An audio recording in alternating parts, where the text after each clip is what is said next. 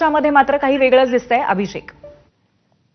एकूण यामध्ये पाहायचं तर अमरावती विमानतळा संदर्भातलं उद्घाटन असेल किंवा मग पहिलं विमान आज उड्डाण घेणार आहे अमरावती साठीचं. त्यासाठी संपूर्ण उद्घाटनाची तयारी जी आहे ती आपल्याला अमरावतीमध्ये होताना पाहायला मिळते आणि एकूणच अमरावतीकरांचा आणि पश्चिम विदर्भकरांचा वनवास विमानाचा हा संपताना दिसतो आहे आणि त्याच अनुषंगानं हे सगळी आमदार आणि मंत्री मंडळी जे आहे ते आपल्याला अमरावतीकडे रवाना होताना पाहायला मिळत आहे. तर मुख्यमंत्री आणि उपमुख्यमंत्री हे दोघंही एकाच सोबत आपल्याला रवाना होताना दिसत आहेत. सोबतच काही आमदार असतील, प्रदेशाध्यक्ष, भाजप प्रदेशाध्यक्ष आणि महसूल मंत्री चंद्रशेखर बावनकुळे असतील, आमदार अमोल मिटकरी असतील, अशी सगळी मंडळी जी आहे ती आपल्याला सध्याला या विमानातनं प्रवास करताना पाहायला मिळत आहेत. सोबतच केंद्रीय विमान उड्डाण राज्यमंत्री मुरलीधर मोहोळ असतील, हे देखील सोबत असल्याचं दिसतं आहे. एकूणच मागील काही वर्षांमध्ये विदर्भामधला जे विमानासंदर्भात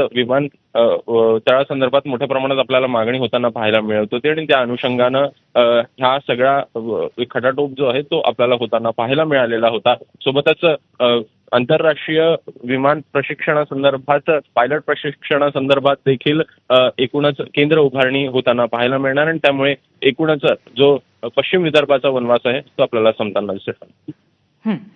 धन्यवाद अभिषेक या माहितीबद्दल. तर अशा पद्धतीने सर्व मंत्रिमंडळातले महत्त्वाचे मंत्री आणि प्रामुख्याने मुख्यमंत्री आणि दोन्ही उपमुख्यमंत्री एकत्र अमरावतीकडे रवाना झालेले आहेत.